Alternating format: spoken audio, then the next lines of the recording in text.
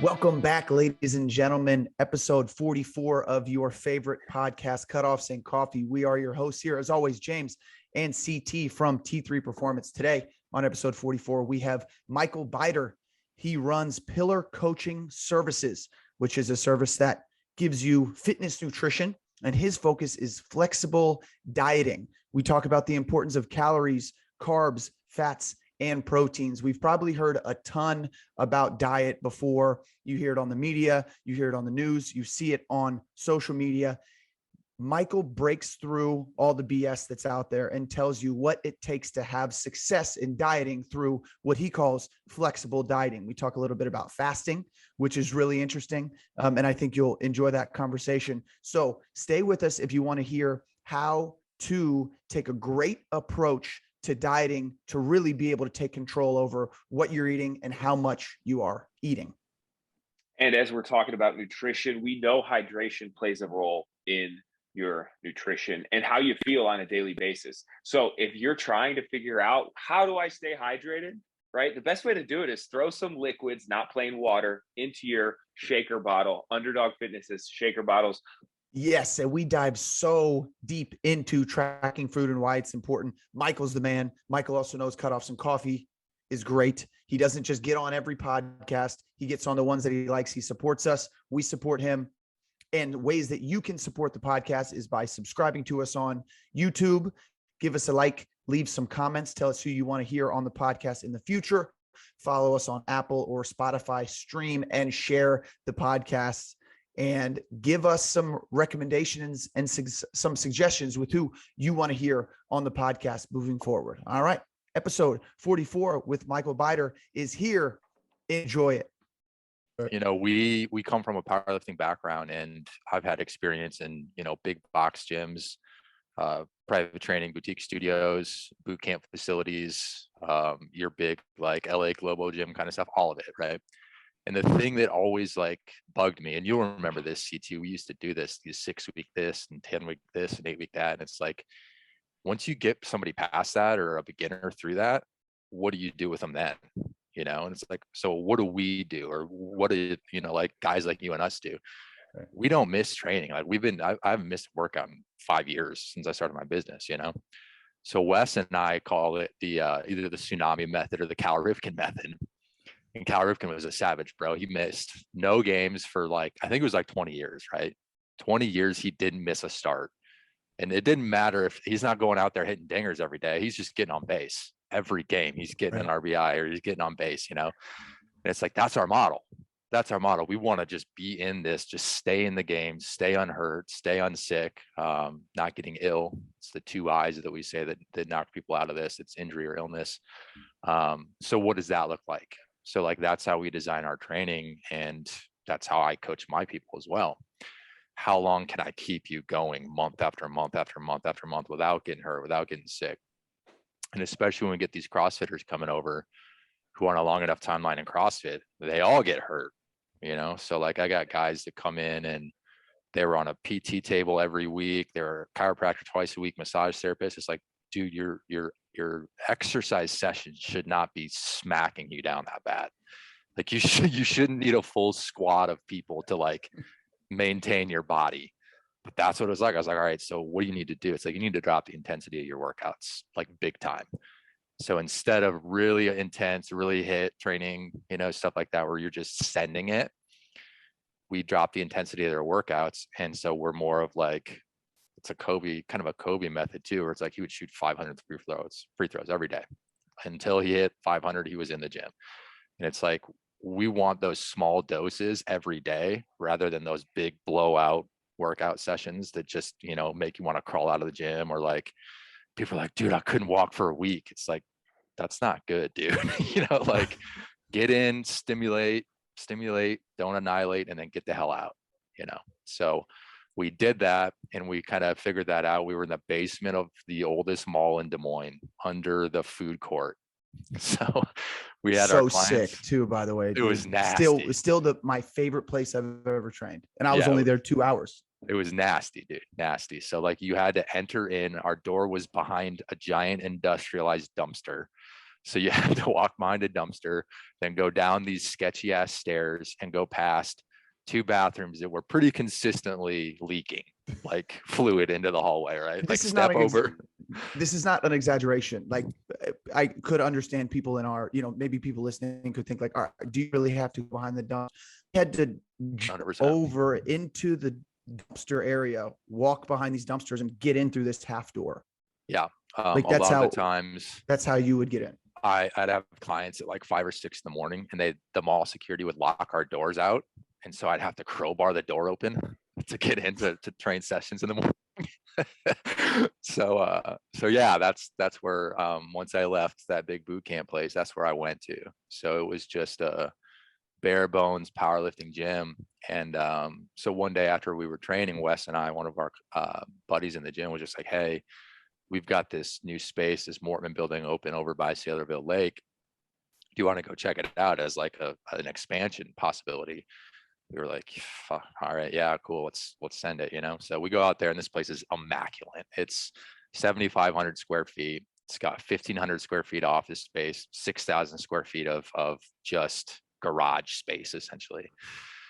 We walk in and we're like, dude, there's no way we can afford this. Like, no shot, and it's a brand new facility, and he's got a $300,000 security system set up, and it's just, it's amazing. It's got heated floors. It's got the geothermal heated floors, And so us coming from a spot where it's like, we're literally stepping over shit water to get into our gym, to like going into this place, we were just like, there's no way.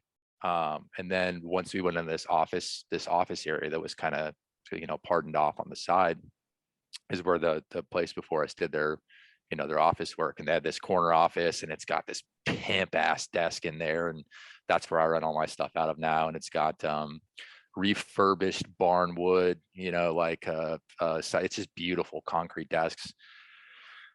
And I was just like, dude, this would be so sick, but like, how much is this going to cost? And so the guy tells us, and we're just like, that's tripling down for us. Like, that $1 billion. Yeah, it's like $10,000 a month, right? And we were paying like 2.25 or like 3 or something like that over it in the basement of the mall, right? Like beneath the food court. There was a maid right above us. Okay. So like it was pretty ghetto.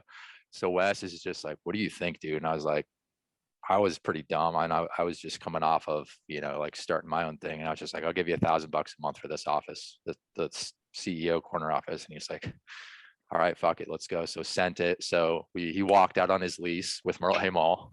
They sued him for like $100,000. And 2 weeks later, the whole basement flooded.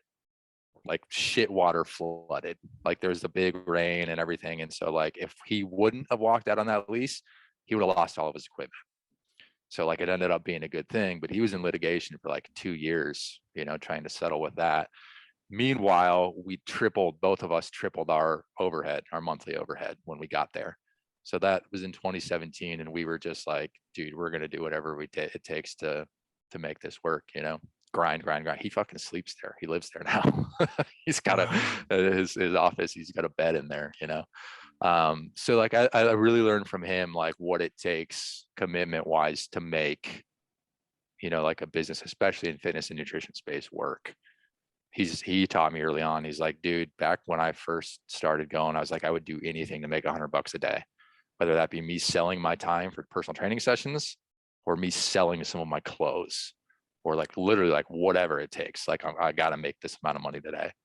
And like, he's just kept that up, and he's 12 years in now, and I'm going on 6 years, and we're comfy now. We're chilling, like we've got a pretty good quartered off market in Des Moines. So dude, you got to burn the boats. So what is that's it? 100%. I 100% agree with that. I mean, so what is it that you guys did? I not specifically, more generally, and we will get to the pillar stuff. What was it that you guys were doing that brought the people to you that said, hey, we don't care if you're in a basement of a mall and I got to jump over this trash can, right? And I don't care if you're in a $100,000 facility, we want to work with you. What was that you guys were doing that was so special? Well, they knew, like you said, the authenticity behind it. I don't think you can fake that, so burn your boats. That's a Tony Robbins thing. But I say it all the time too. It's like, because so many people, the barrier to get into fitness and nutrition is nothing. You're like, oh, I like to work out. Right. I can take a picture of myself with my shirt off.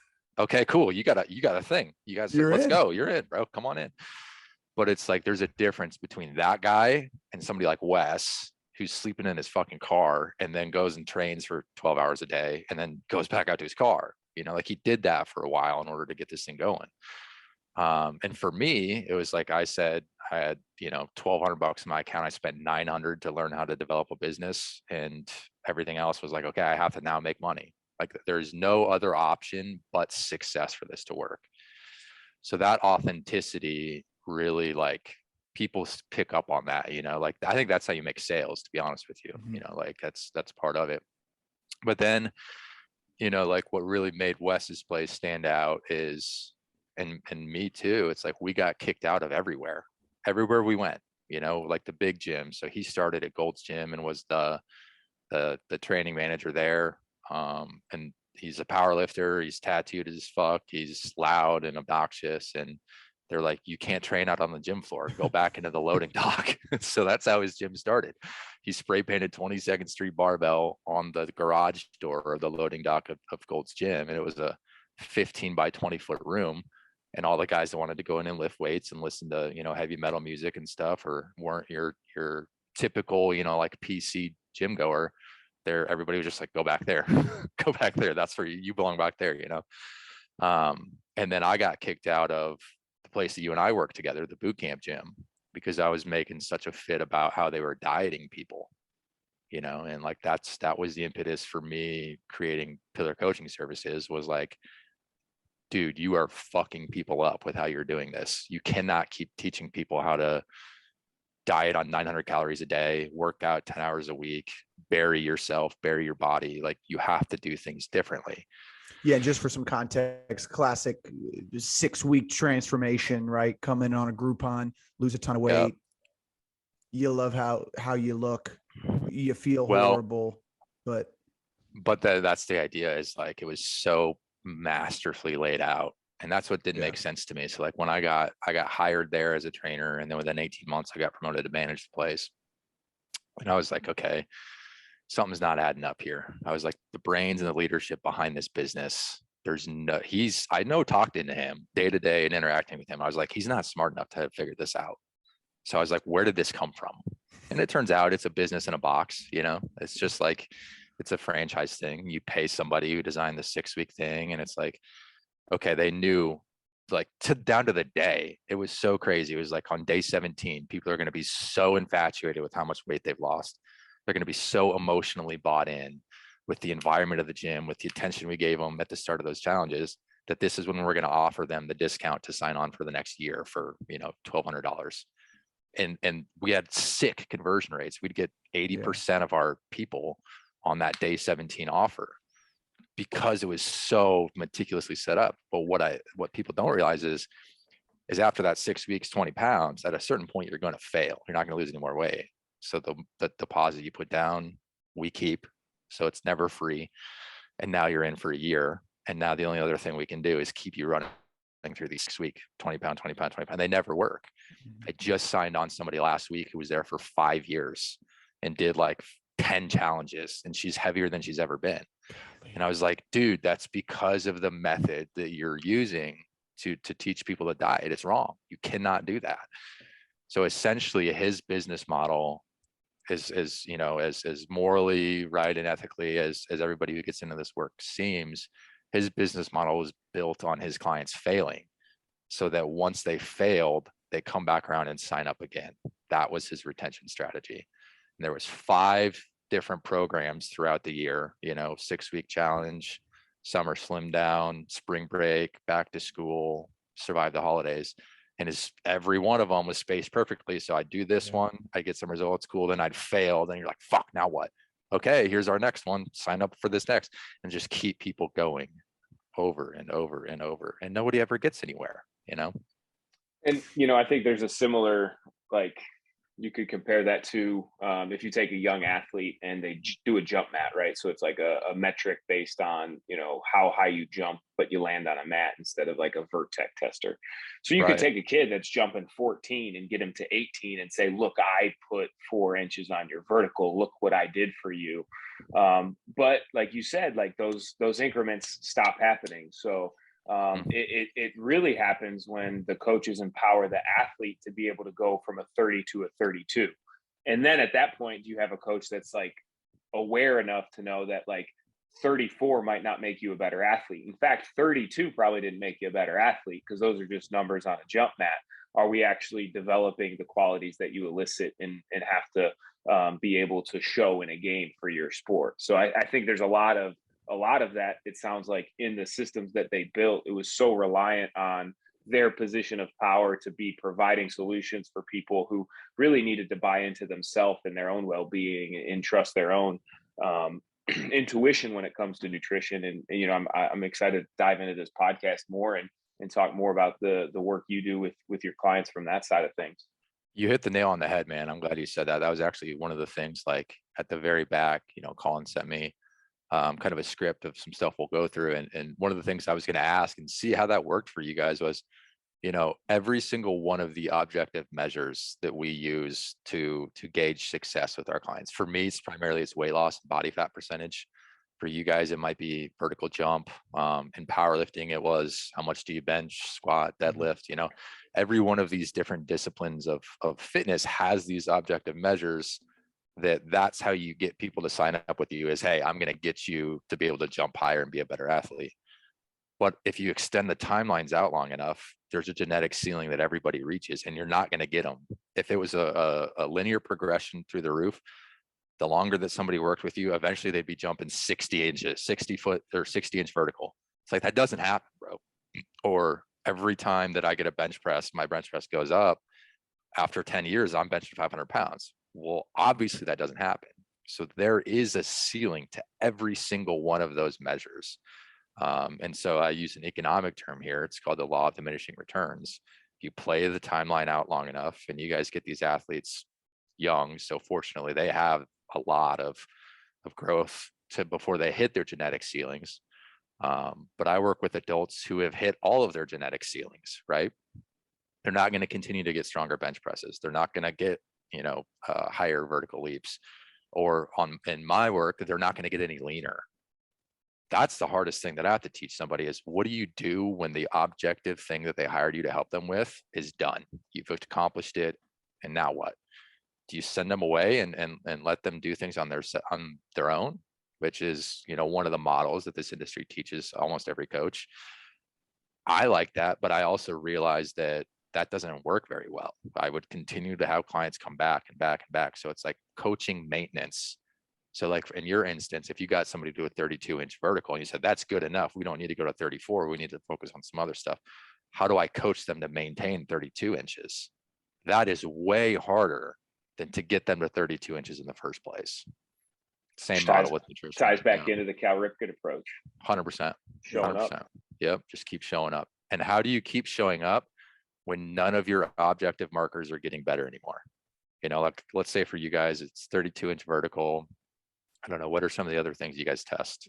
300-pound backward lunge, 500-pound deadlift. Perfect. Yeah. Okay. Yeah. They get those things. Let's say they achieve them as a sophomore or junior in high school, and then they go on to play college athletics, and it's those numbers stay stagnant. They're not meant to keep going up. You're just meant to maintain those abilities through the athletic career. How do you convince them mentally to keep showing up at the gym when they don't see the needle moving anymore? That's very difficult to convince people to do, especially, this is why I don't work with anybody under 18. It's like, they're just not mature enough to see it. You know, I'll tell you what's interesting too, is I think we do a good job where we're out here at T3 Performance. The younger we get the athlete, the more opportunities we get to teach them those principles.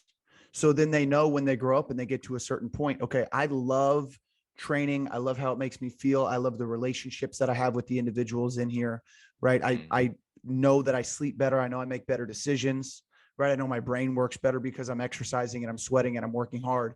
And it's not to them the numbers that they're hitting any longer, because we all I think eventually, like you had mentioned, run into that.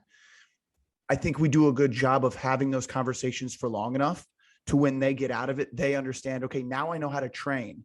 I don't need James and CT to put me through these workouts all the time. Now that I'm on my own, now that I've moved to California and I'm no longer in Ohio, right? You get sometimes you get athletes at the colleges. Well, my coach this or my coach back there is that, and I can't work without them. Well, that's not what we want as performance coaches. We want to teach them how to train, how to feel good, how to sleep better long enough to where once they're on their own, they are able to then hopefully, like you're mentioning, maintain enough performance to where they can do the things they want to do. They can go hiking. They can, carry their kids or their niece and nephews on their shoulders as they, walk through the park. They can go play pickup basketball and not get hurt. They can play in a intramural league softball game and not pull a hamstring.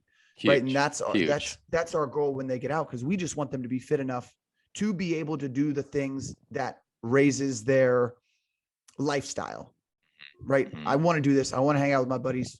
These are the things I want to do. I no longer need to reverse lunge 500 pounds.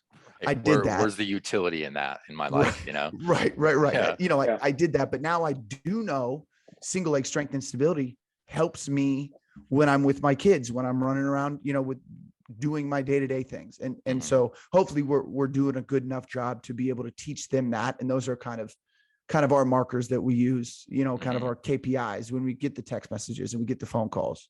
Hey, I've been able to do this now with my kid. Hey, I deal with stress better. Hey, I'm at this gym out in this city and I'm training still like an athlete, even though I'm a, 35-year-old retired, professional baseball player. And those are some of the best things to receive, because, okay, now they know we've given them the tools and they're able to kind of run away with it. No, that's huge. I like what you said there. One thing that I disagree with a little bit there is, and maybe I'd love to hear you guys' take on this. You guys are athlete specific. I mean, that's what S&C is, right?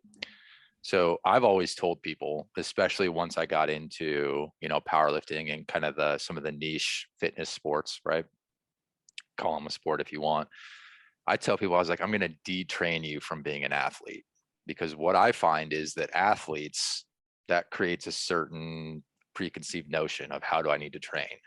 Well, when I was, actually competing in a sport and I actually had an event and there was objective indicators and I got around my teammates and I had coaches and the whole kind of setup around sports, that's all well and good. There's a huge industry for that. There's a need for that. But most people stop being an athlete either at college or right after it, right?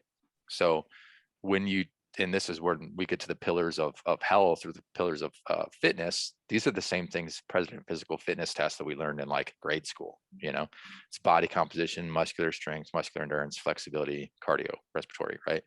Whereas being an athlete, we have to focus on skills, balance, power, agility, coordination. My argument is that as soon as you realize you're not an athlete, which happens when you're not competing in a sport anymore, you can drop all of that athlete stuff and just focus on these general principles, and the ROI is the same. And the risk of injury is 1/10 of what it is, if I continue. So in your example, 35-year-old playing with his kids, do I need to be doing isometric, stability work, or can I just do some barbell squats and still get the benefit with 1/5 of the risk of injury? You know what I'm saying? So yeah, I actually work through it, the mental build out of, I tell people, I was like, you need to detrain the athlete in you. That doesn't mean you're going to stop lifting weights. That doesn't mean you're going to stop sleeping and eating right and doing all these things. That means you're going to get rid of the competitive mindset, because you're not competing against anybody anymore. And second off, get rid of these expectations that come with, well, what happens when I train as a football player? I'm doing all the Oli lifts, right? Or what happens when I'm training as a basketball player? You're going to use those because they're the best to build explosion. But when I have a 35-year-old dad bod come in who just needs to lose 30 pounds, what utility is there for him to have a clean or a snatch or a jerk? And this is where CrossFit fails, is they're using overly complex and overly intense methods of exercise when they could be using something way simpler and mitigate the risk of injury while delivering the exact same results. So we use a concept called minimum effective dose which was actually borrowed from pharmacology.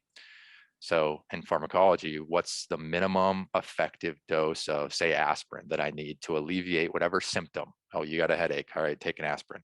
What's the minimum amount? 200 milligrams. Cool. I'm not going to take 800 milligrams if 200 milligrams is going to do it, right? So instead of me saying, here's your squat workout today, 35-year-old dad bod with 2 kids, we're going to do pause squats with a jump at the top, or we're going to do overhead. What are the squats that they do? It's snatch squats, whatever, with holding the bar overhead. It's like, why don't we just do a box squat? Or why don't we just do, what's the minimum exercise that I can use to deliver that pattern of movement without hurting you? That's still going to train the muscle, it's still going to train the movement pattern. Same thing happens and so that's easy when it comes to exercise selection. I apply that in nutrition as well, which is one of the reasons why, you and I, when we were talking on text, I was like, you don't need to be fucking with intermittent fasting because it violates the minimum effective dose. Dude, yeah, that's great. I can't wait to get into that. Yeah. Does that make sense? Yeah. I think that there's a lot of good points in there, and I think there also could be some like basic assumptions about the idea of what athlete performance training should look like from the industry of itself saying this is what it should look like, if that makes sense. So totally, if we're looking at like, okay, this is a baseball player, they need to be super specific to their baseball training, or this is a basketball player, they need to do X, Y, and Z for their basketball training. And I think a lot of that forgets about the human inside the athlete. That is the first thing that we need to address as a performance coach. And I think that through that lens, as we look at these young humans, what are the qualities we want to have them be developing? And minimal effective dose is not wrong or right. In my opinion, I feel like in my experience with that concept, I just got done doing a training session with an NFL tight end who is coming off a contact ACL injury.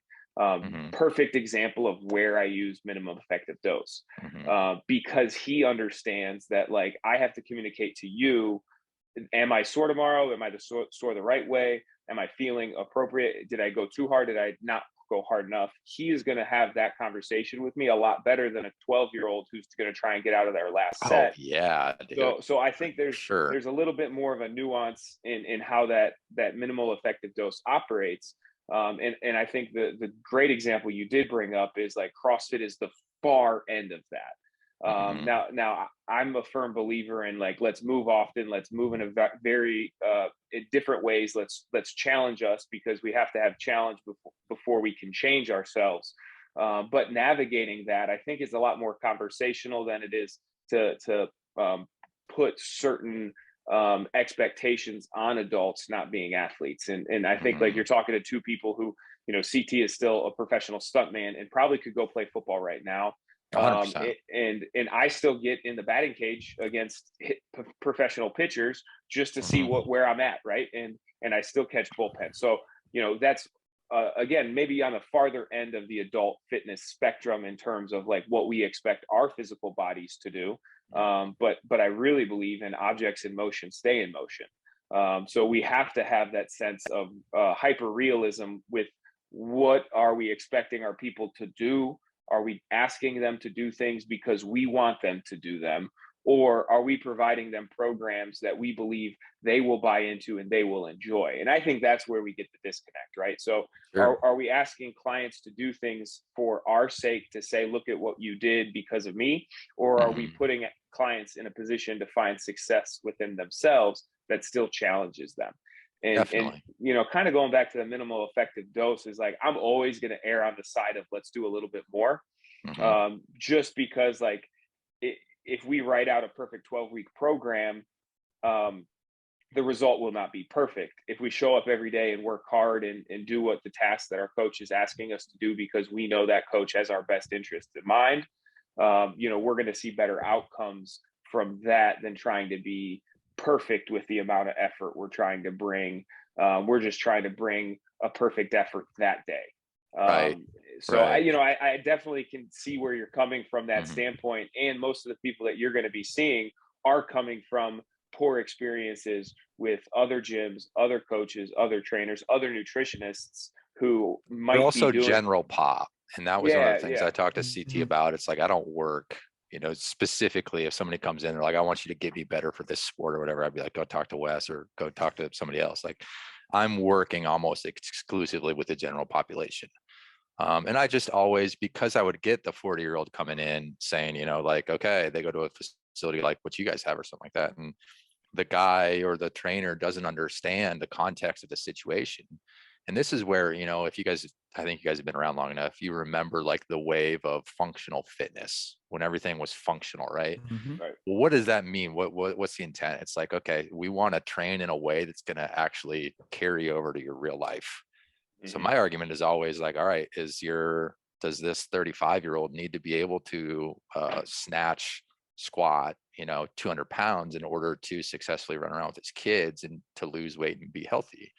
No, he doesn't, but if he's going to go catch balls in a professional football setting like CT, or be a freaking crazy, like stunt man that actually has, so the operational kind of definition that I use for athlete is there a capacity for you to make money off of your athletic abilities?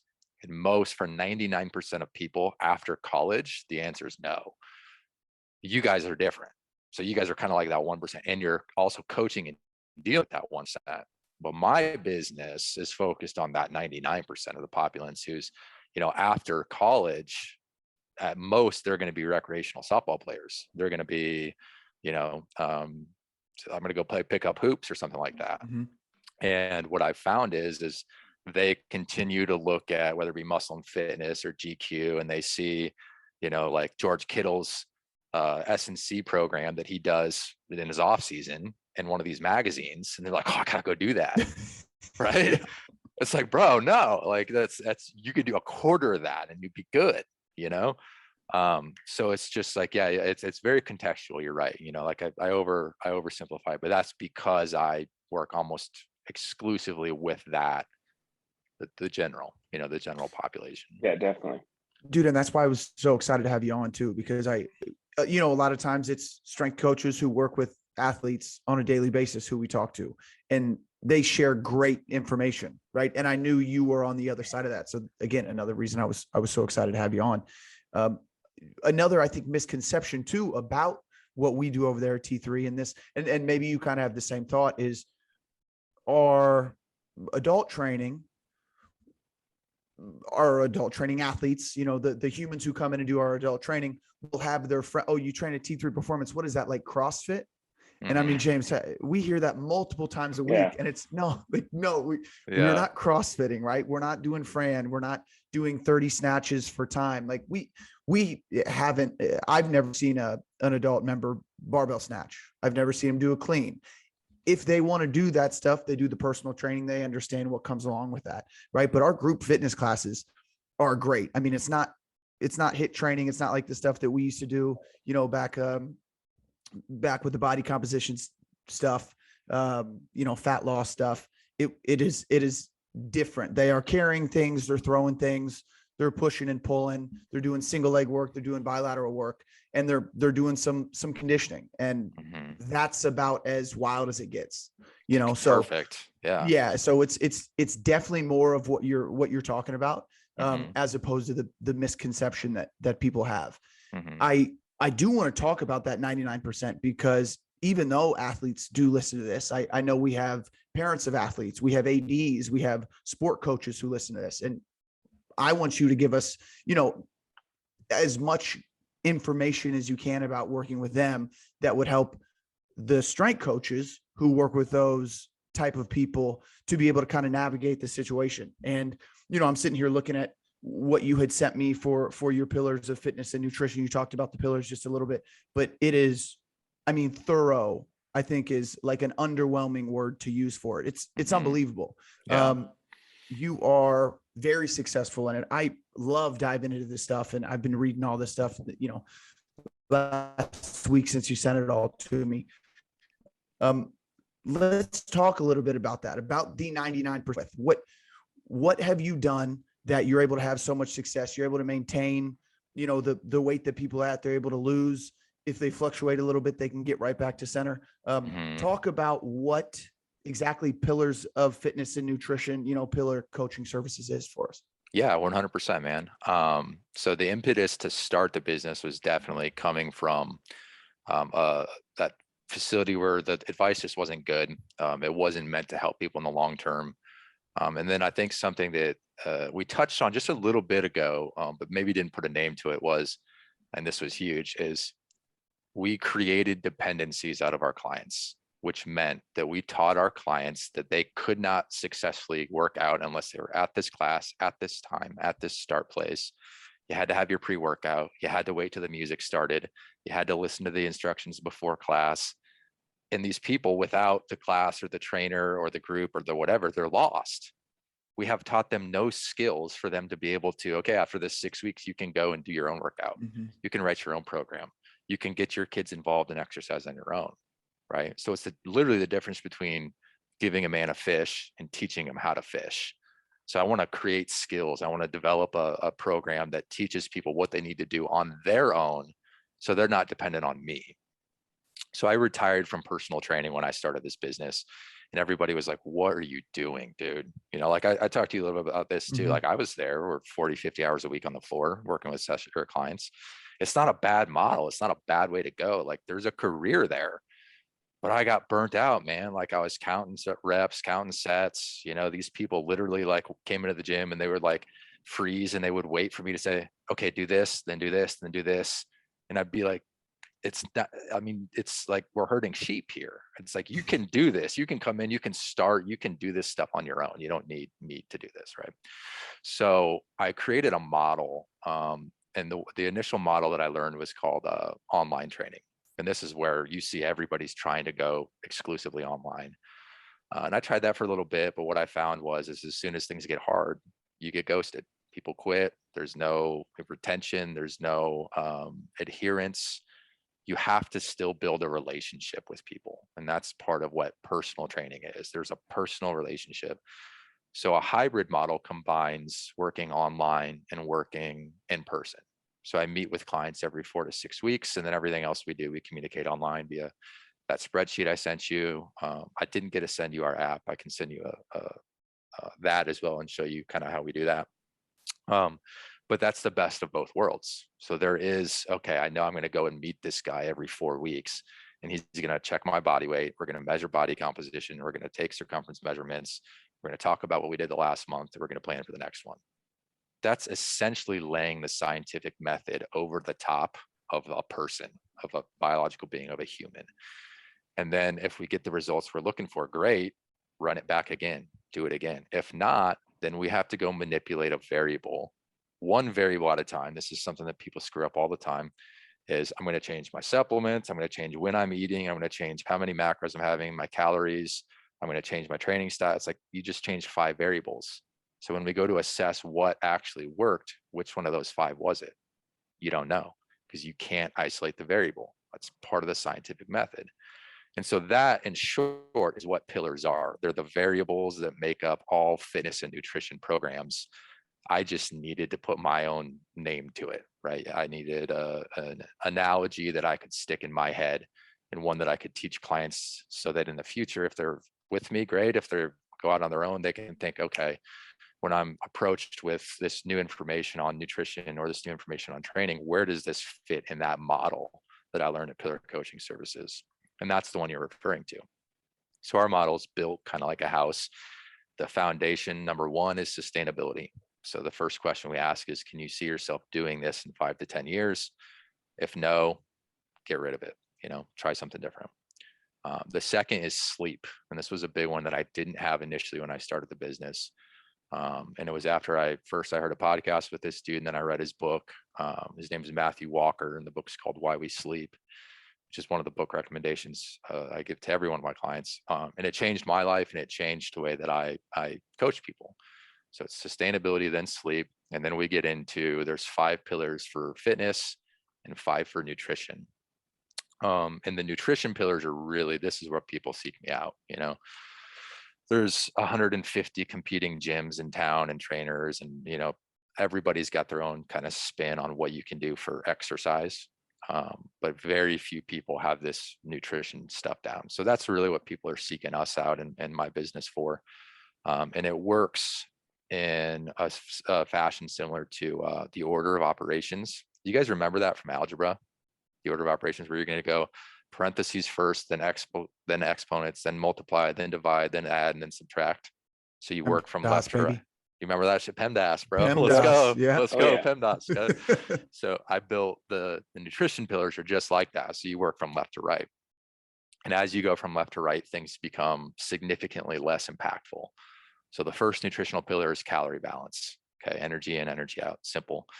This is informed by physics, the law of thermodynamics, right? And so to put a number on this, half of all of your dietary success comes from just getting calories right, right? The next pillar that drops down in how impactful it is to your success is macronutrition. So this is protein, carbs, and fats. We want to balance those three. There's a need for all three of them. Okay, so you get about 30 to 35% of your total energy comes from each one of those three different ones. That's 30% of your success. So 80% of your dietary success comes from four numbers: calories, protein, carbs, and fats. If I can just get those four in line, most people are good, right? That's what flexible dieting is it says, get these numbers first. And then if there's still something to be desired, then we move on to these next pillars. And so the third one is food choice, which says, what am I eating to get my calories, protein, carbs, and fats? And there's a million different diets that say, eat this, don't eat this. When I left that big box gym, when people would sign up, a female, we would set her at 950 calories per day, which first off is insane. I have women now that eat that for breakfast, okay? 950 calories a day, and there's 15 foods. Here's the 15 foods you can eat. You just choose how much of each you want to hit those. And it's like, what's the likelihood that person can keep that up past, white knuckling for 6 weeks? None. There's no sustainability to it. It was the broest diet you've ever seen. It was, it was chicken, it was egg whites, it was oatmeal, it was potatoes, it was terrible. But that's, what they changed things to as I was on my way out of there. Okay. So that's food choice. And basically food choice is 10% of the nutritional puzzle. So 10% of your overall impact of success comes from what you eat. So a big misconception that people have about nutrition is it's the foods that we're having that are causing the issues, especially the obesity epidemic. And that's not the case. It's the amounts that we're eating that are the issue. So how do we take care of that? Well, you measure the amounts. How do we do that? You measure protein, carbs, fat, and calories. That's what flexible dieting is, okay? So those are the first three pillars. The fourth pillar is meal timing, okay? And this is one that's gotten all kinds of attention. It's very in vogue right now. It's very popular with intermittent fasting. I think that you said you've been using that for a while and you really like that. Love it. Yeah. James and I are big fasters. That was probably actually one of the first conversations we had when we met. We were talking about fast. I think I'd finished a practice. He was our strength coach for the professional football team I was playing for, and somehow brought up, somebody was saying something about eating. And I was like, oh, you're going to die. You're so hungry. Like you just ate 2 hours ago. You're going to die. Oh, I'm starving to death. And I was like, dude, I haven't eaten since whatever late last night. Yeah. And James was like, and I think I was doing one meal a day at that point as an experiment to see if it would affect an Olympic lifting competition and my total. If I changed my nutrition to, okay, I'm going to train the last 3 weeks, eat one meal a day and see if it affects my total. Ooh, that's a risky experiment, bro. You did it in the 3 weeks leading up to the meet. Yeah. I matched my same total that I hit before. Nice. So like there was no noticeable effect. And that's what so assuming you controlled for the total energy coming in, calories, macronutrition, things of that nature. And instead of having it over 4 to 5 different meals throughout the day, spread, 2 hours, 3 hours apart or whatever, you did one. Great. Total energy coming in is the same. Macronutrition is the same. All you changed was how much time in between meals there was. And what you found via your own, empirical evidence is there was no difference. That's exactly what the research confirms about intermittent fasting. There was a huge publication, all the media reported on it about 2 weeks ago, because there was a new study that got published in the most prestigious journal in the world, the New England Journal of Medicine, that says that there's no difference between just regular caloric restriction and intermittent fasting in terms of several biomarkers, body fat percentage. Now we're talking about blood pressure, LDL, cholesterol levels, blood sugars, all that kind of stuff. Doesn't make a difference. So what it comes down to then isn't, should I need to fast because I'm going to get some type of big performance boost, or I'm going to gain more muscle, or the big term that everybody kind of has a hard on for in fasting is autophagy. And that means that we're going to eliminate dead cells and tissues in our body. Well, any caloric restriction already does that. So there's no huge improvement when you fast in autophagy. So in our model, meal timing or fasting is only responsible for about 7.5% of your impact to success. So ultimately it comes down to preference. So if you like to eat one meal a day and that's how you like to go about things, great, go ahead. If I would rather, but what we know with our model and what the science bears out is you can eat one meal one day and the next day you can eat 6 times. And as long as the total energy and macronutrition were equated, the results in your performance and your body composition are going to be exactly the same. So this is where people come in confused a lot because they think, oh, I can only eat for 4 hours today. It's like, okay, that's a pretty popular window, 20-hour fast, 4-hour 4-hour eating window. And it's like, well, let's just use logic here. What happens when you only have 4 hours to eat? You eat less food. So you end up losing weight, but it's not a magic mechanism. Every single diet that causes weight or fat loss does so via caloric restriction. How do we know that?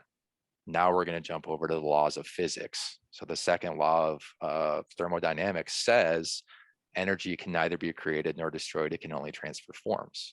So it's a heat transfer thing. Calories are a measurement of heat in our food. So the way that they figured out how many calories our food has is they put food in what's called a bomb calorie meter. They light it on fire and they measure how much energy it produces. So the foods that are more calorically dense, like a triple Whopper, that creates way more heat than the equivalent amount of vegetables, for example. Okay, so it's a law of physics, and again, it's a law. Those laws of science they govern our entire universe, So people are like, calories don't matter. It's like, well, okay, so you don't believe in gravity either then? What about inertia? You mentioned don't one get of us them started earlier. on gravity. You mentioned one earlier too, which was what did you say?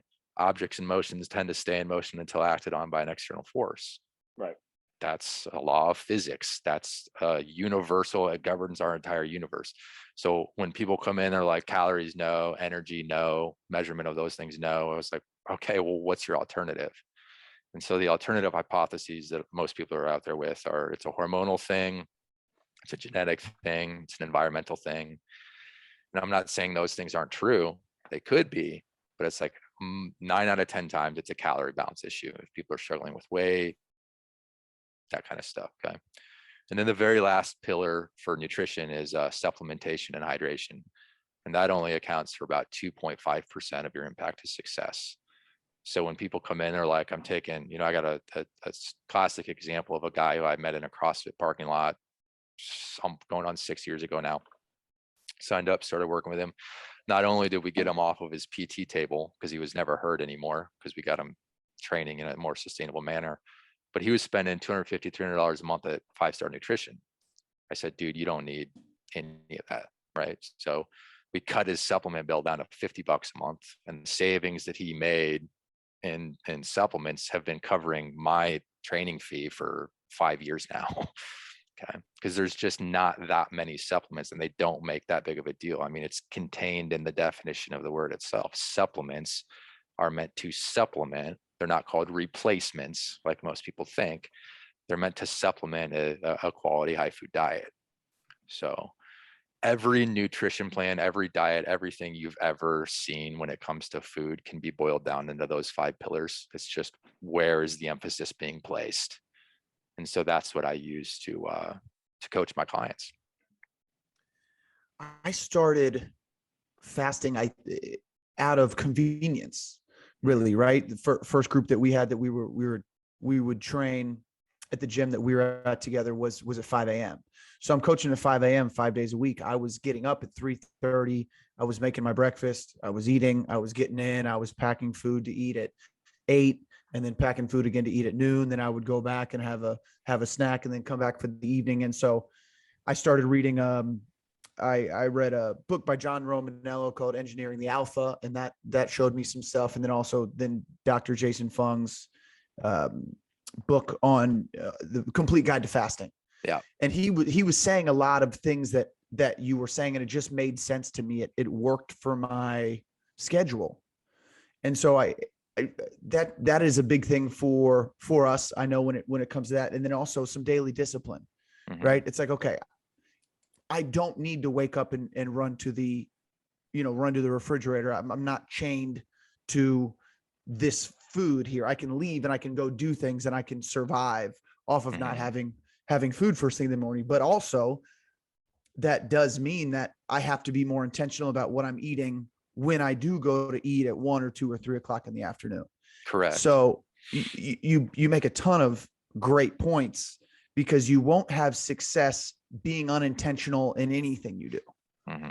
Right. And I love that meal timing is in there, because if it is something, and correct me if I'm wrong, if it is something that works with your schedule, but you're still focusing on the other pillars, the calorie balance and the macronutrients, then you should be good.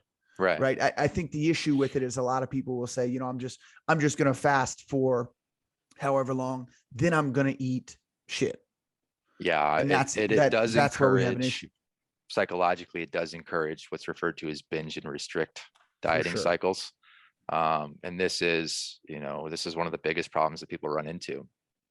I'm going to binge if I only have 4 hours to eat in a day, because I'm so famished and I'm so hungry because it's been 20 hours since I've had any food. Okay, well, if that works and you're able to keep yourself in, healthy biomarkers, healthy body weight, and you're happy, by all means, go ahead.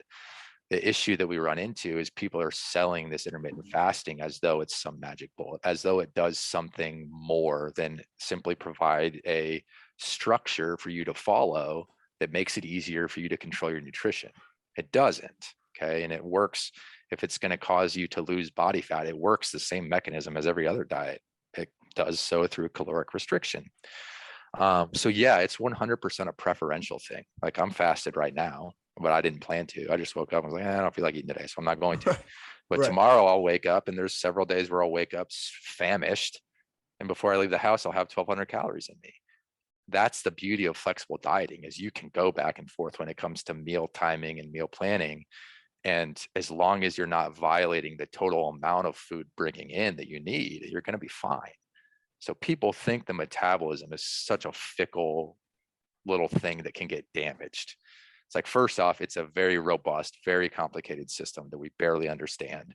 But what we've learned via all this evidence and all this science is that there's a lot of variability between how much time in between meals you can have, how many meals in a day you can have. Everybody's tried the bro split, or the idea of you dumb the body down to a machine and you think that food is fuel. Well, it's like, it does a lot more than that. There's emotional things that go to it as well. There's societal implications around eating and celebration and things like that. So to think that it's just calories in, that's my fuel for life and for what I do day to day, that's kind of dumbing the body down and making it simpler than it really is. So everybody's heard of, I got to eat every 2 to 3 hours to keep my metabolism going. It's like, that's just not true. Both of you are lean. I mean, I can, via an eye test, I don't even have to measure you. Both of you guys are 15% body fat or below. I can see it just in this photo, right? Just in our view here. You're doing that with wildly differing strategies around when you're eating and how much you're consuming. So the general rule of thumb would be, if I eat fewer meals in a day, then the meals that I eat get bigger. If I eat more meals in a day, then the meals I eat get smaller. That's preference. It's what do you like? And the cool thing about flexible dieting is, one day you can eat once, and the next day you could eat 8 times if you want. And as long as you control for the amounts, the actual outcomes from performance and body composition will be the exact same. And so what I have always said about fasting, and I don't employ it and kind of suggest it to very many clients, unless calorie direct calorie restriction hasn't worked. Food logging hasn't worked. Flexible dieting hasn't worked. I look at flexible dieting as, or not flexible dieting, but intermittent fasting as an unnecessary restriction. So first off, everybody fasts every day because you can't eat when you sleep. So it's not something that's like, oh, you're some like morally superior, like disciplined, ethically better person because you choose not to eat for some hours that you're awake during the day. So assuming that I'm awake for 16 hours, if I can achieve the exact same results, body composition wise, performance indicator wise, eating all 16 hours that I'm awake, minimum effective dose says, why would I restrict myself to only eat for 4 hours if the results could be the same eating for 16? And that creates a much more sustainable pattern of eating for at least my clients. You know, the less restriction I can put on them, the higher the likelihood that adherence is going to remain high. So if I were to tell all my people, hey, you can only eat from, 4 p.m. to 8 p.m., I'd lose a third of my client base. But because my clients know that they can eat whatever the hell they want, as long as they track what they're eating, I've had clients for 10 years, If somebody's listening to this and they don't have a plan at all, what they're doing now, right? Yeah. They just wake up and grab things and then go, and then whatever's delivered for lunch, and then dinner they eat out, right? They have no plan. What, from your experience, are the first few things that they can start doing to get them going in the right path? And this is before they even come to ask for your help, right? What are a couple things just from listening to this, again, without giving away all the cheat codes, that they can have some success from? One that I'm unwavering on, the one rule that we have at our spot is you have to log food. I just posted a post on my Facebook yesterday about it, even more research, and we have a ton of it now, but even more research that proves that intuitively. So if I were to give both of you a plate of food and say, how much did you just eat? At best, you're 35% off at best. And people that are untrained and unskilled and haven't paid attention to nutrition, they're sometimes 100+% off. So they'd say, okay, I think I ate 1,000 calories. It's like, that was actually 2,700. So what this proves is your intuition around what you're eating is ass. And then when you study the actual food environment, the modern food environment, that's highly engineered and processed and highly designed to make it so that we don't know how much we're eating. It's designed to addict us. The only answer is to bring objectivity into the fray. And so what you need to do is to keep a food log, a food tracking record. The app that's still the king is MyFitnessPal. There's 20 million foods logged in there already, from everywhere. Fitbit's got an option now. Apple's coming out with an option. MyFitnessPal just developed tech last spring where you can take a picture of your plate of food, and it's not perfect, but it will tell you what you're eating based off of just a photo, which is, that technology is insane and it's free. So it's like we have the tech now, and I like to say that food logging is an opportunity rather than an obligation, because we do get a lot of resistance to that when people are told that that's what they have to do. But it's an opportunity because we do have the tech. We have the knowledge and the availability to do it and do it quickly and accurately. When I learned how to do it 10, 15 years ago, it was all spreadsheets. And if you weren't very type A data inclined, and you used one of those big old fat, eat this, not that calorie database books, if you didn't use one of those, no shot, you're screwed, So food logging is the key, in my opinion. It's the one thing that we absolutely require everybody do.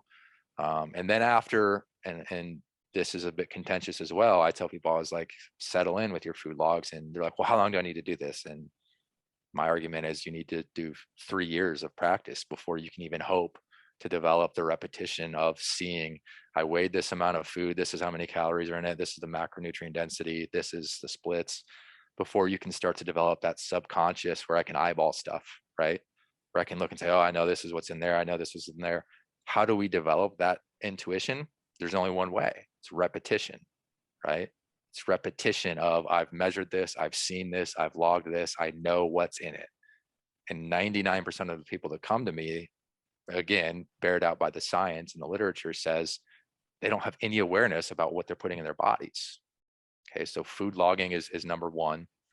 And to start there, And then you can kind of build in complexity, afterwards. And this is where you move through those other pillars. Say, do I need to restrict certain foods because they're trouble foods for me? They're trigger foods that I can't stop eating. Maybe I have allergies or insensitivities. Maybe I need to adopt a meal timing or a fasting regime just because it's easier and it's preferential for me. Fine. But you start with the logs every single time. That's such interesting timing, because just a week ago, I was staying with a buddy of mine shooting a film in Atlanta, who is a bodybuilder, actor, model. He has been measuring his food for years now. I think he's going on year 3. And he inspired me to weigh my food out. First time I'd ever used a food digital food measurement device of some sort. Yeah. Mm-hmm. And, I started putting it into, I think, MyFitnessPal, one of those apps. And I accidentally doubled the recipe of what I saved. And he said, okay, so what were the calories for that? And I said, oh, it was 1,200. And I'm just thinking, yeah, it's just 1,200 calories. And he goes, dude, that's way off. No shot. He's like, you ate the same thing I ate, right? No shot. I'm like, yeah, dude, I just logged it on. Then I see I did it twice. Right. Yeah. And I go, oh, it's only 600. He's like, yeah, that's right.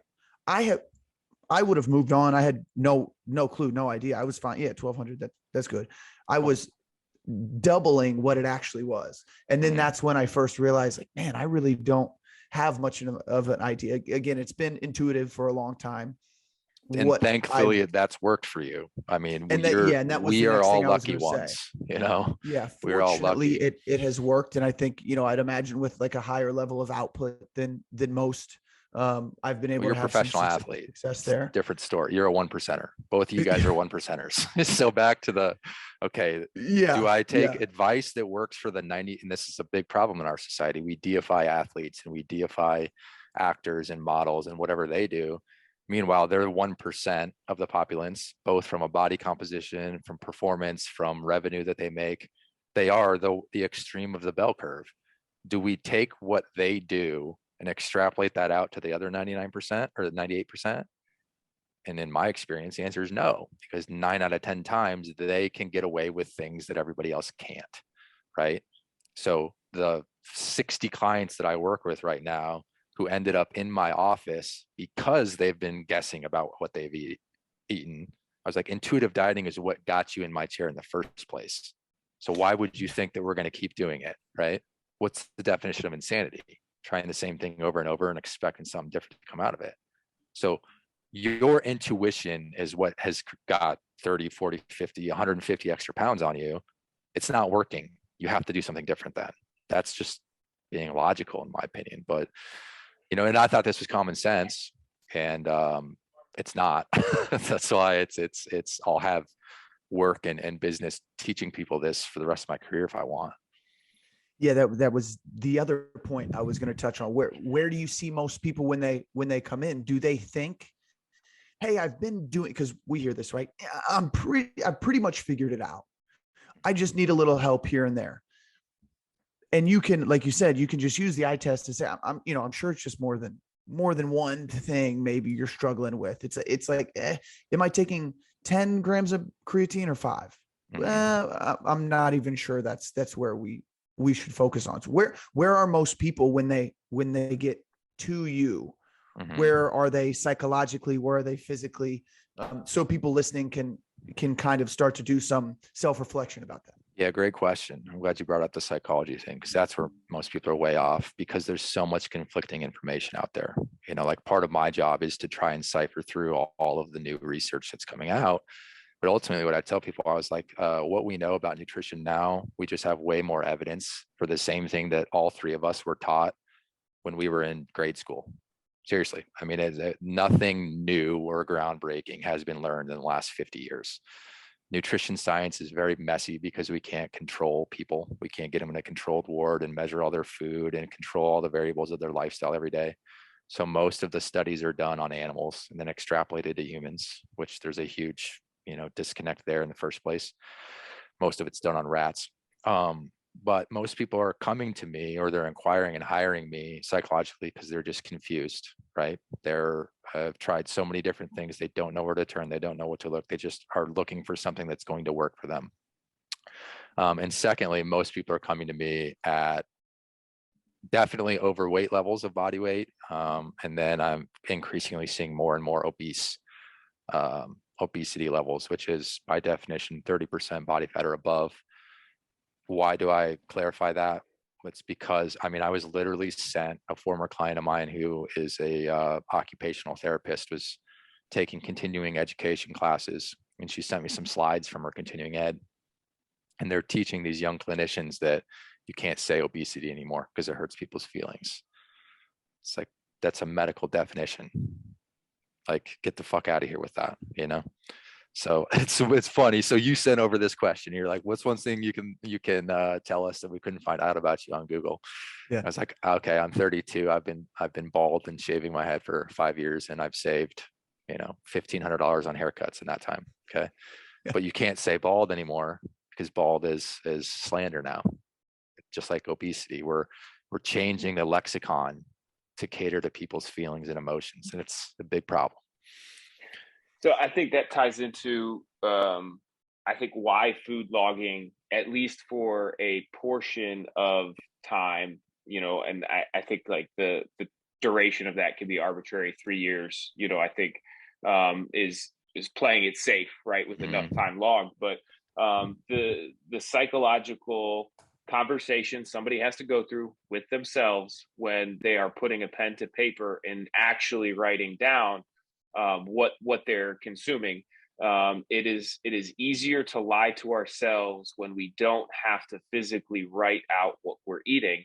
And often that is a first conversation in terms of the nutrition realm. If I am going to have that conversation with a client, it's the forcing of self-accountability through Yes, the 100%. action of writing it down to show somebody else, and then looking at me and lying to my face or telling me the truth, because I'd much rather you tell me the truth than me have to call you out and say, hey, I don't think you're completely accurate in your food logs. And I think that is where I find a ton of value in those conversations where we have to get real with ourselves through that journaling or food logging. You're so spot on, man, because, and I never thought this either, but like, you wouldn't believe how much people lie to my face about what they're eating. And some of it's intentional, though. I'm pretty good now at sniffing it out about like, okay, you're just bullshitting. You're just blatantly lying. And I'll fire those clients, like I'm at that level now where I don't have to put up with it, thankfully.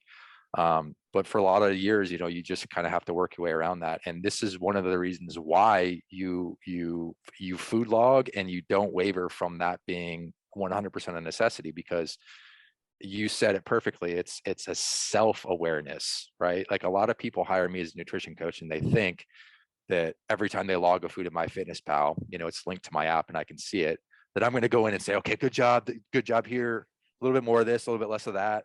It's like, no. I can't do that. First off, it's way too much, work. Second off, it's not valuable, because then you're relying on me to tell you how much and when to eat, or if that was good or not. It's like, that is what the log does. The log is the feedback. So we're all coaches here. Coaching works when an action happens and it's followed by feedback that corrects or improves or whatever the action. So this is the interesting thing about nutrition coaching. The feedback is delayed from the actual personal interaction. So you go to log your food, and as soon as you log your food, it tells you had 1,200 calories. Okay. Without awareness, you might believe that. With awareness that your buddy showed you, he said, no, bro, that's way off. Okay, cool. He's aware because he's done it. He's had thousands of more repetitions of that than you do. So he can correct that. That's where we're trying to get our clients. That's where I'm trying to get my people. How many repetitions can I get you to do food logs? And every time you enter in what you ate and how much you ate and weighed it and did the portion and everything, the food log is going to give you the feedback in the form of how many calories, protein, carbs, and fats was that. That feedback is information that tells you, what can I eat at my next meal? And so it's a positive feedback loop that says the more that you log, the more information you know to be able to decide, what am I going to have for lunch? So if I log properly at breakfast, now I know, here's my total for the day. I had this many grams of protein, carbs, and fat left. If I burned all my carbs at breakfast, okay, I got to have just protein and fat for lunch. And then by dinner, if I'm out of protein and carbs, I'm just eating fats for dinner. Or if I'm out entirely, if I burned up my whole spend for the day, I'm not having dinner tonight, right? People think that they hire a nutrition coach and that that's the feedback that I'm going to give them. And I'm saying, no, this is the feedback that the food log gives you when you do it appropriately. Does that make sense? Oh yeah. So it's Yeah, the same thing. Like, for example, back when I was personal training, if I'm watching somebody squat and they shift their weight forward and their heels come off the ground, I'm going to cue them, heels back, get back. That's feedback immediately in that instance. And then they do the right squat and they're on their weights on their heels and the joints are aligned, all that kind of stuff.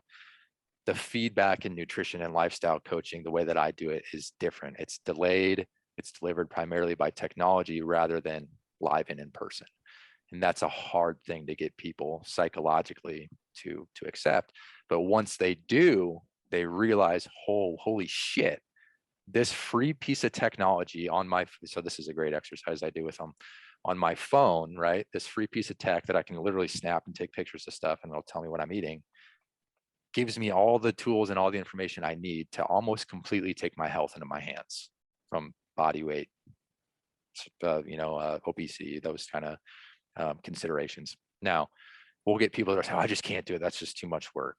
Or they're resistant to it. And it's like, okay, so this is the drill that I'll do. I'll have them all be in my office and I'll check in and I'll say, can I see your phone real quick?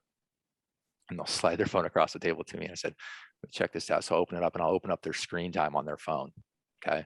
The highest screen time that I've seen was 13 hours a day on their phone. 13 hours a day. And I said, okay, so you're on this thing for 13 hours a day. I go, food logging, I'm asking for 5 to 10 minutes of this a day. Do you think it's unreasonable for me to get 5 to 10 minutes out of that 13 hours that you're on it? Right. And of course they all hang their head. Oh no, I didn't know. Like, oh, I had no idea I was on there that much. Like, it's just calling them out, bro. And it's led to some crazy conversations, but the actual American average is 4.5. So we're on our smartphones for 4.5 hours a day, which is crazy because that technology was created in 2009. So it's 13 years old.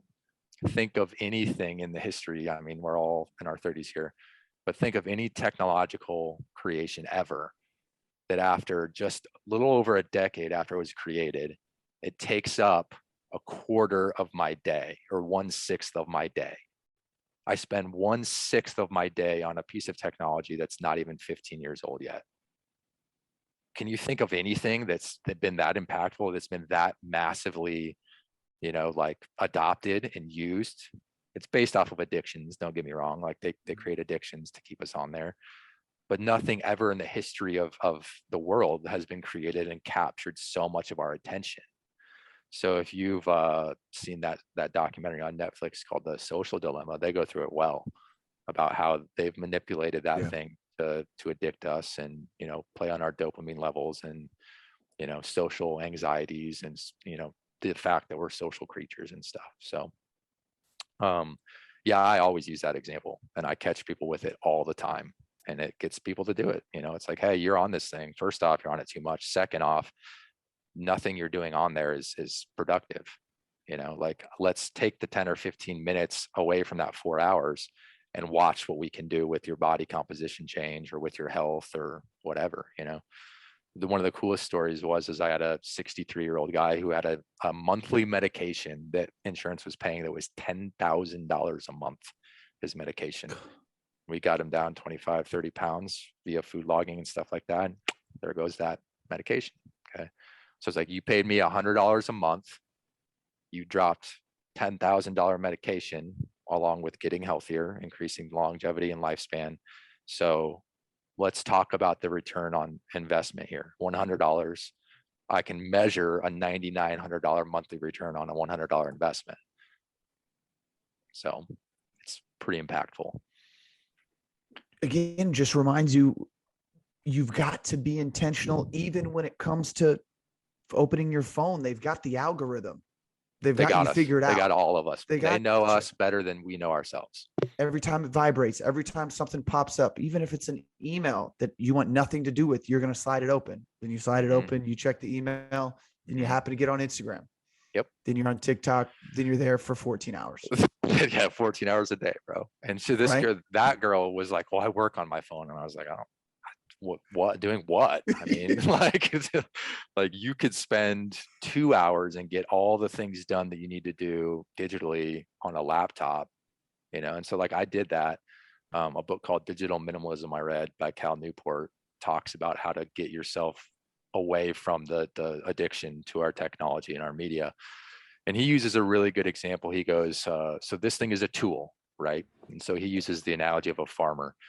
And he goes, do farmers just go out and every time there's a new tool at the farm store, they just immediately buy it and start using it, which is what our populace does with all the new apps. The second there's a new app out that everybody's using, I'm going to just adopt it and use it right away.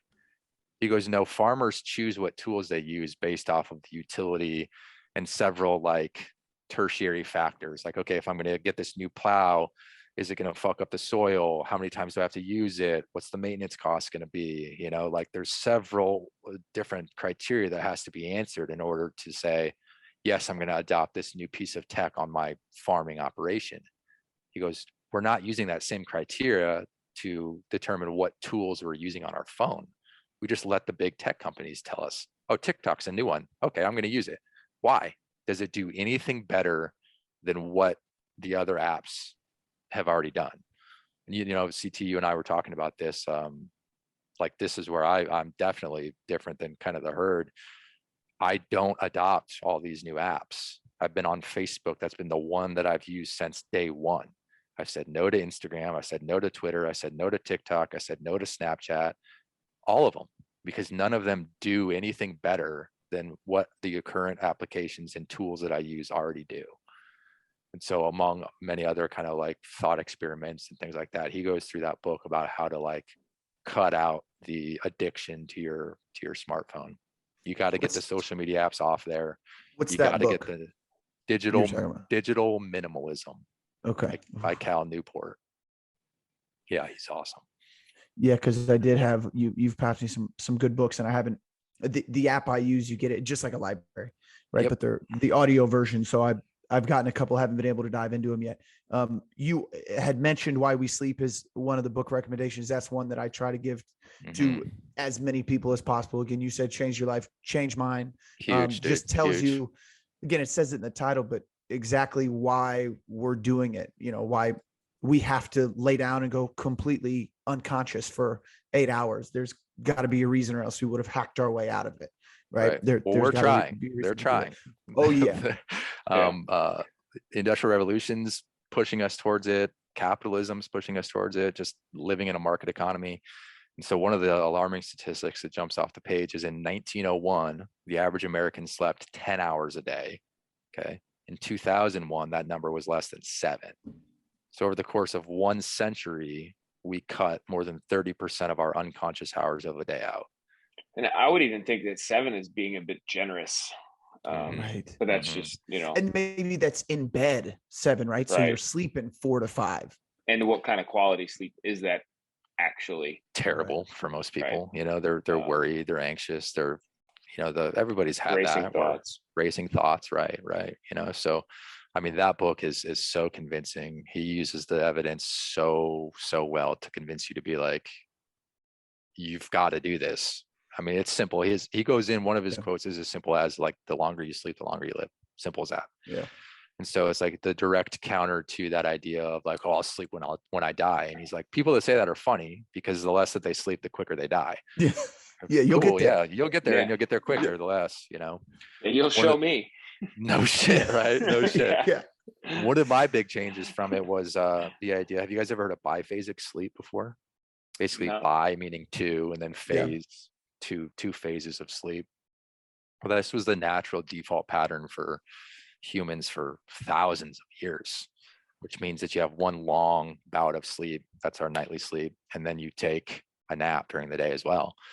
And so siesta, there's still places in the world that do this. Siesta cultures in Greece, Puerto Rico. I think there's some Spanish countries over there around Spain that still do that, where they'll literally shut the whole town down from noon to 5 p.m. And people go home and they sleep and they eat and they have sex and that's it. And then they go back to work. And those cultures produce some of the healthiest, longest living people on the planet. They're called centurions, or they're the blue zones, And so when I was in my 20s, like I was like you guys, like I was on the floor a lot, and trainers have to split their day between like a session of morning sessions before work. I'm hitting people, and then there's usually a lull in the middle of the day, and then I usually come back in the afternoon and we hit people again, late afternoon after work. So like you have a biphasic work life.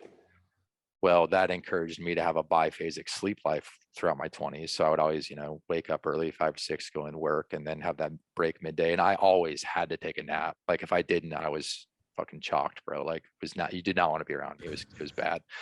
And so I thought I was screwed up, like I thought I was like, I'm fit, I take care of myself, I do all this stuff. Like, why do I need so much sleep? And I was operating under the assumptions that society taught us of like, you should only need 7 to 8 hours. You shouldn't need to take a nap. If you do take a nap, it's only 15 minutes. So I went to a sleep specialist, and they diagnosed me as being narcoleptic. And they're like, okay, yeah, we need you to come in and get hooked up to all these machines, and we're going to do a sleep study. We're going to have you take naps. We're going to watch you overnight. And I was like, no, man, I'm just not doing that, And I just kept doing like what I was doing. Like I'd sleep a long time at night, and then I'd go home, and every day I'd take a nap.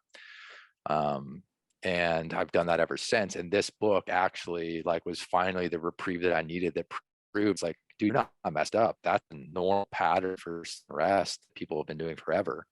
It's just, it doesn't fit the 9 to 5 work paradigm. So we tell people that it's wrong. It's like, no, man, it's fine. I mean, and I've been, ever since I read that book in 2017, I take a nap every day. When I get done talking with you guys, I'm going to eat, and I'm going to go get in bed and sleep. And I don't put any timers on it. Some days it's an hour, sometimes it's 3, like I do it every single day.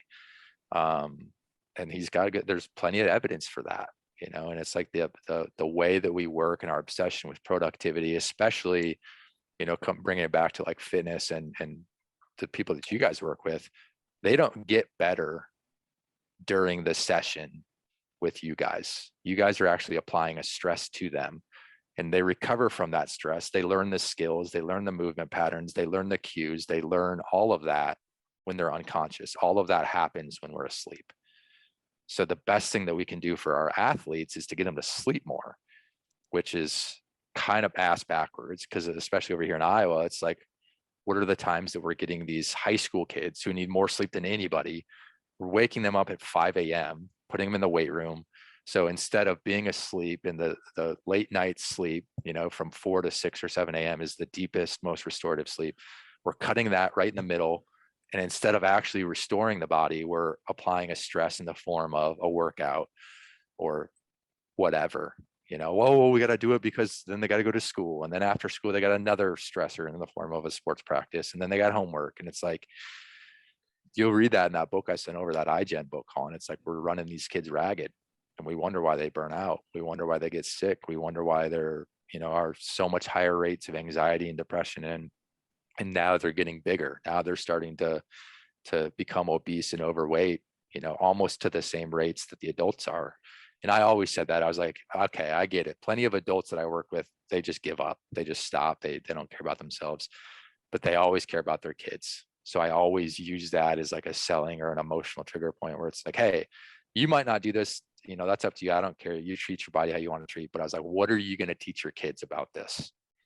And that's a huge, so the second you say that, it, you guys work with kids, parents perk up. You know what I'm saying? They don't want, everybody from a parental standpoint, that's kind of inbred in being a parent, is you want to create a better opportunity for the kid. And I say, well, are you doing that when it comes to how you're modeling your exercise and nutrition? 9 out of 10 times the answer is no. So that's a big motivating factor that I push on for all my clients. It's just keeping up with the Joneses too, which is sad. It's all right. I got my kid in the weight room in the morning. I got my kid in practice. I got my kid in the travel team. I got my kid, and that's the toughest part about it, is they don't want to say, hey, let's take Thursday off so we can catch up on some sleep, right? Let's take every Tuesday off. It's traveling every weekend to play sports. And again, the kids don't have any say in it. Right. It's that's what Johnny's doing. That's what Billy's doing. That's what I'm going to do. And that's one thing that I said when in my last couple of years of playing professionally, I said, man, these kids are 21, 22, and I'm 31, 32 trying to compete with them. Where can I get my biggest return on investment? Well, I can't train any harder. right? I can't practice anymore. And that's what I started doing. That's when I started tracking it and really dialing in my sleep. And that's why I was able to play till I was 33 and then decided I was done playing. It wasn't like, I You were didn't get forced cut. out. I didn't, I was in, it wasn't that. It was me saying, there are other things I want to accomplish. I want to start a family. I don't want to move on. I want to grow the business and all that. And I want to give back. Right. But unfortunately, that's something that at this pace, a lot of people won't have the opportunity to do. I do want to wrap up here with a couple questions. And Sure. James, again, I didn't ask you. Yeah, I was going to say, I got to coach some interns here in a little bit as well, but I do want to just really quick tell everybody how much I love to take naps.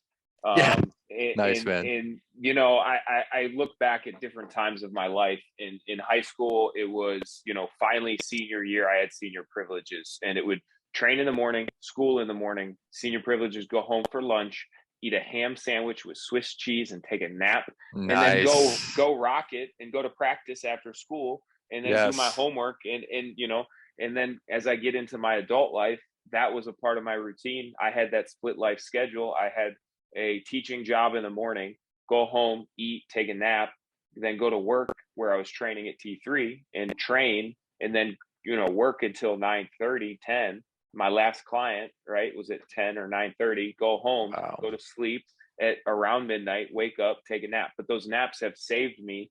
And I've never really felt guilty about them, because like I knew I was totally working around 10 to 12 hours a day. Yeah. But that 45-minute window where I could really just shut it down and sleep let me be mentally there for the people that relied on me in my job. And it's nice to know that naps are coming back, hopefully. Do you find a lot of the athletes you're working with, like, is that a thing that do they talk about it? I mean, do they do that? Is that, it's honestly something that I don't talk a ton about, unless it's like a joke about like, I was sleeping in this class. And I was like, I was like, what class was it? Which one are you getting through? Right. You don't need that shit. Okay. You don't need that shit. Yeah. Go sleep right through that. You're still getting an A. Awesome. Yeah. Sleep. Yeah. Hell yeah, dude. But yeah, for sure. Yeah. No, and James, I know you got the interns at 2, but I do want to wrap up, Mike. And hell yeah, man. We could talk way more. And again, if people enjoy this, man, we'll do a part 2. Absolutely. But so, we're in a position, you are in a position where you're sitting in front of a ton of different people, right? People in the strength and conditioning world. And you get to say one thing that you think we're missing, like one big thing that if we change, outside of sleep, right, that will help performance in the strength and conditioning and fitness field. What is that thing that you think we're missing? Yeah, that one thing is food. It's the nutrition focus. It's to give that as much of an emphasis as the training, and I've always used a time investment model just to try and communicate this. So it's like your guys as athletes, you might get them in there an hour a day, 7 days a week. If you're getting, you might even, you guys are probably dealing with people that are getting to 12 to 15 hour a week training loads. Any more than that, and it's just a matter of time before you're going to overcook them, But okay, so let's just say 7 hours a week. That's 7 out of 168 hours in a week. That's 2% of the overall time in a week. So what do you think makes a bigger difference? The 2% of the time that's spent in the gym doing the actual training session, or the 98% of the time of the week where they're eating and sleeping? So I think it needs to be just as important. I mean, I think if I had it my way and, it was perfect and I could design my own kind of way to go about things, it would be, there's an equal amount of instruction, both in the gym and exercise, balanced with instruction for lifestyle behavior, sleep and food. And there's a whole, we didn't even touch on it, but there's a whole mental build out that I have as well that, I spend a lot of time with people talking about the mental game. That just seems to be getting more and more important, especially once people really get their fitness and nutrition on lock. A lot of the work that I do with people is just tuning up the mental fitness, if you will. But yeah, my answer for S&C, which is, to my knowledge, has always been it's always going to be there. There's always going to be that demand for that industry. But it is so much of a performance based, and it does have so much of that, like that kind of tendency to slide towards over stressing and over cooking these athletes. we got to turn it back the other way, and so teach them the skills that they need to know when it comes to managing their food. Performance nutrition is a big thing, so like I work with mostly general pop, but when it comes to your guys as athletes, so your pro football players and even you, Colin, you need carbohydrates, you need a certain amount of fats, you need way more protein than most people think. It's like, this is only going to make you better and make the stuff that you guys are doing with them in the gym and the sessions that you're training them with more impactful and more helpful, Yeah, man, that's so powerful. We appreciate you passing the info, man. And again, I think we can totally set up a part 2 so we can get into the mental stuff and get into even the physical stuff, because we didn't even talk about how you like to train everybody. But thanks for everybody for locking in and listening to episode 44. Hope you learned something. If it was anything, awesome, man. Not only focus on sleep, but freaking start logging your food and figure out what you're eating. Right. Mm-hmm. So besides those 2 things, we ask 3 things of our listeners after every conversation. Number 1, please continue to practice gratitude. It's so important. Tell the people that you love them, and live your life stimulated. Also, man, start tracking your food. Did I say that yet? Because you definitely need to. So, let's go. Thank you all. Episode 44 with Michael Beiter, man. We'll catch up with you guys soon. Yeah, we'll talk to you.